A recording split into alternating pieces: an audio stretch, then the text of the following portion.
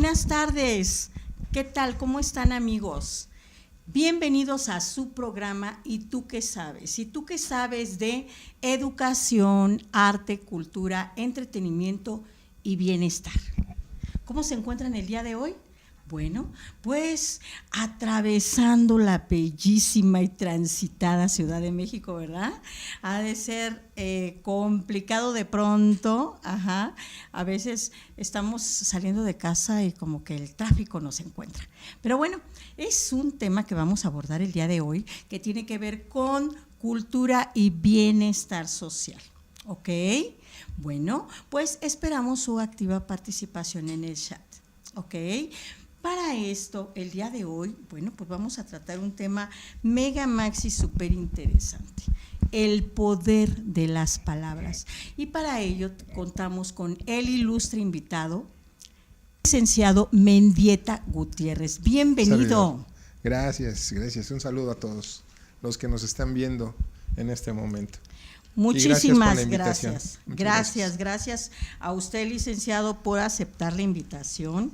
Y bueno, pues el día de hoy estamos de manteles largos, ya que vamos a hablar de, pues de patrimonio cultural, de hallazgos históricos mega, maxi, súper interesantes. Así que no se pierdan este programa. Ok, bien, licenciado, pues vemos que tiene un currículum bastante interesante.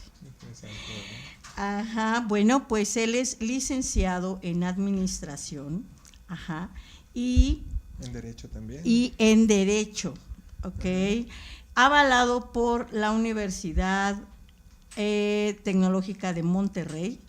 Él cuenta también con un diplomado en Sociedad Civil y Políticas Públicas en el Mundo Global. Ajá. Cuenta con un diplomado en Inglés Comunicativo, avalado por el CECATI 128, también con un diplomado en Microempresas. Subdirector jurídico de la Tesorería Municipal de Nezahualcóyotl, actualmente en el 2024, brinda asesoría jurídica a la Tesorería Municipal y sus unidades administrativas. ¿Okay? Además, es subdirector de alcantarillado en Odapas, en el Ayuntamiento de Nezahualcóyotl. Esto ocurrió en el 2022. Y bueno, a lo largo del programa, amigos, pues vamos a estar escudriñando y checando el amplio currículum del licenciado. Ok, bueno, pues, ¿qué le inspira al licenciado Mendieta en este momento? Me inspira la vida, ¿no? Me parece que el estar hoy, el estar conscientes y sobre todo vivir. Claro. Vivir con muchas ganas, con mucha energía. Yo en este momento pues agradezco mucho la invitación que me hiciste. Ay, no, y aquí acudimos con mucho gusto para dar a conocer temas que son pocos conocidos, ¿no? Porque antes de entrar al aire platicábamos sobre el Códice Mendieta. Uh-huh. Y te voy a platicar un poquito, fíjate, porque hablar del códice es hablar de historia, pero no escrita. O sea, interesante, ¿por qué? Escrita y no escrita. A ver, ahí te va. En 1524, en España nace un personaje de nombre Jerónimo de Mendieta. Uh-huh. Y fallece en Xochimilco. Aquí en México. En 1604. Ok. En este trayecto, cuando él llega a Mesoamérica, llega por los años de 1554, por la Villa Rica de Veracruz, hoy Veracruz. Y llega a Tlaxcala y empieza a conocer a gente muy, muy importante en la historia, muy relevante en la historia. Pero empieza a escribir la historia eclesiástica de las indianas. Esta historia está compuesta por 5 tomos, 5 libros, de los cuales en ese entonces la escribe por los años de 1570. Estamos hablando del Códice Mendieta. Así es correcto. Es un complemento ahí de unas 40 cartas. Y suena muy interesante porque imagínate en aquel entonces poder escribir con velas, con cirios, porque pues era complicado. Pero la misma historia fue suprimida, fue prohibida por el rey Carlos V en ese entonces, y no estoy hablando del chocolate, estoy hablando en ese entonces del rey de España, ¿no? Y le prohíbe, porque lo que escribe el fray Jerónimo de Mendieta pues es defendiendo a los indígenas con respecto a cómo en nombre de Dios pues trataban a esta situación del evangelio. Pero ¿dónde se vuelve más interesante? Cuando la suprime y no sale, ¿no? Y luego se la piratean. Un fray Torquemada copia todo y suprime pues todo lo que había escrito en realidad, ¿no? Bueno, de tal manera que... o sea que nada más publica lo que los oídos lo que le conviene, quieren, ¿no? escuchar en ese entonces, bueno, eso sobre todo las autoridades. Todavía pasa, ¿no? O sucede. Claro. Pero bueno, déjate platico.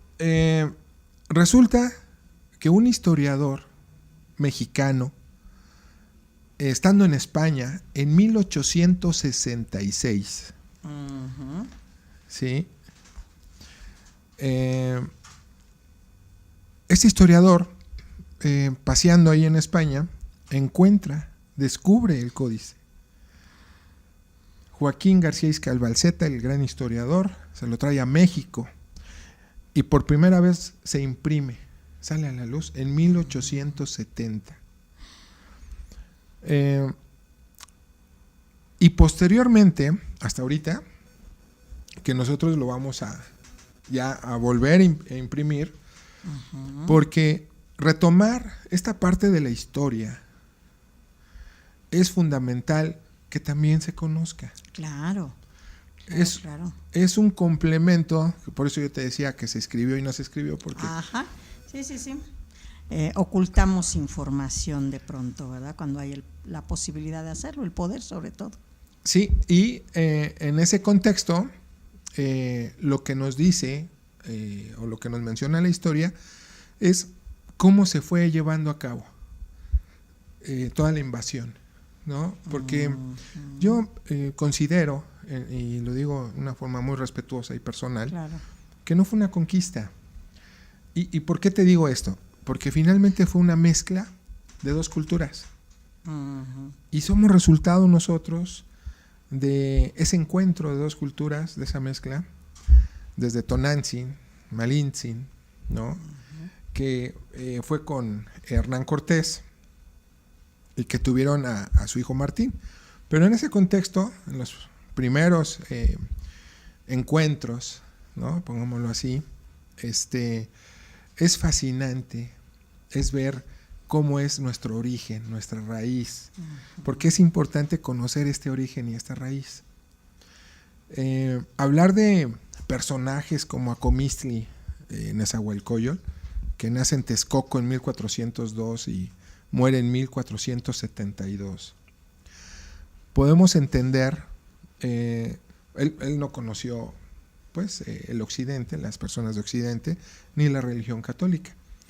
Pero en sus palabras y en sus poemas podemos ver la conciencia plena en donde menciona como una pintura nos iremos desvaneciendo, como una flor nos iremos secando, ¿no? En esa conciencia estoica de que pues que se enderece tu corazón.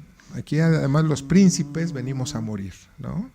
En esa conciencia de que tenemos que, él dice, dejemos a menos flores, dejemos a menos cantos. Entonces yo creo que cada uno de nosotros debe de darle sentido a la vida, porque tú me decías, ¿no? Oye, ¿qué te inspira?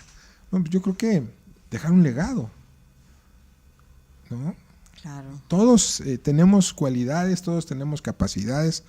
Vuelvo al personaje de Acomisli Nezahualcóyotl porque pues él, siendo muy joven, ve desde un árbol cómo asesina a su señor padre. Uh-huh. Y por órdenes de Zozomoc, uh-huh, de Azcapotzalco. Pero fíjate que él ya, niño, en un árbol, lo vio cómo lo asesinaban y queda indefenso, es decir, estuvo de indigente,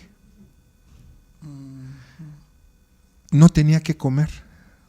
Fíjate qué interesante, porque estuvo en Tlaxcala, llega en Chalco, le ayudan sus tías, pero ¿cómo es que llega a ser nuevamente señorío de Texcoco? ¿Cómo es que fue arquitecto, médico? Porque todo el legado de la herbolaria es gracias pues es de él. A él. Uh-huh. Los árboles varios, desde la época, ¿verdad? Los árboles que vemos en Chapultepec, pues la mayoría fue gracias a Acomisli Nezahualcóyotl. Él se cambia el nombre, porque en sí Acomisli es garra de puma. Uh-huh. Y se cambia el nombre a Nezahualcóyotl porque es coyote en ayuno, o coyote hambriento le dicen. De tal forma que esa sensibilidad e inteligencia del líder, ¿no? De ser sensible, porque cuando llega Hernán Cortés y ve Texcoco, pues lo compara con Atenas. Grecia. Y estoy hablando de niveles, en sus poemas se comparan con los de Sócrates, ¿no? Y estamos hablando de una sabiduría. Sí, de una conciencia bastante amplia. Y eso hay que rescatarlo. Claro. Hay que retomarlo para que pues nuestra generación que hoy está en las redes sociales, que está en temas a veces dispersos, pues se retome la historia no contada o no platicada. ¿No? ¿Cómo ves? Ok.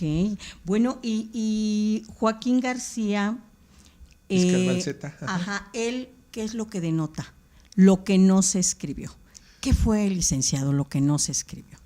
Mira, en la lectura vamos viendo esos abusos en donde van llevando la invasión, ¿no? Y muy poco se ve en esta parte escrita, ¿no? La historia negra, por así decirlo, española. Por eso es que nuestra presidenta, Claudia Sheinbaum, solicitaba una disculpa a la corona española, porque en verdad hubo abusos. Claro. Muchos abusos en ese contexto. Claro. Y vamos, retomar este punto es sensible, porque no es fácil llevar a cabo una lectura en donde pues se incomoda, ¿no? Para la gente. Claro, pero bueno, yo creo que sí subsana demasiado en ese momento a ellos como representantes de una nación, pero sobre todo al pueblo y a los antecesores, ya que estos sufrieron los estragos de toda esa invasión. Y llámese España con México, llámese Europa con América. Esto ha ocurrido en todo el mundo. Ajá. Y ahorita que está de moda lo de las disculpas entre las naciones, yo creo que no es necesariamente pues una moda. Yo creo que es necesario, pero con esa capacidad de esa humildad mental de que pues somos la autoridad, pero tenemos esa sensibilidad de la que tanto habla ahorita el licenciado, en la que pues nos humaniza. Ajá, no perdemos esa esencia y bueno, el trasladarnos a esa etapa en donde nuestros antecesores sufrieron toda esa conquista con tanto abuso, con tanta injusticia, yo creo que pues es importante hacer hincapié en esa parte, ¿no? Conocerlo. Claro. Fíjate que nuestros ancestros platicaban sobre todo era oral. O sea, y por eso se retoma el poder de la palabra. En mencionar qué tan importante es comunicarse adecuadamente, que lo que estamos diciendo en este momento llegue a los corazones de las personas. Claro, no nada más a los oídos, sino me a los explicó, corazones. y que en ese contexto despertemos un interés de búsqueda. En estos libros, precisamente que tuve la oportunidad de platicar con Elenita Poniatowska, ahí en su casa, y que agradezco mucho que haya publicado en este tema en el periódico La Jornada. Sí, qué interesante artículo se lee ahí en La Jornada. Sí, es correcto. Ella escribe semanalmente ahí. Y tocando el tema, nos parece fundamental que las generaciones, la actual generación, pudiera tener acceso a esta información, ¿no?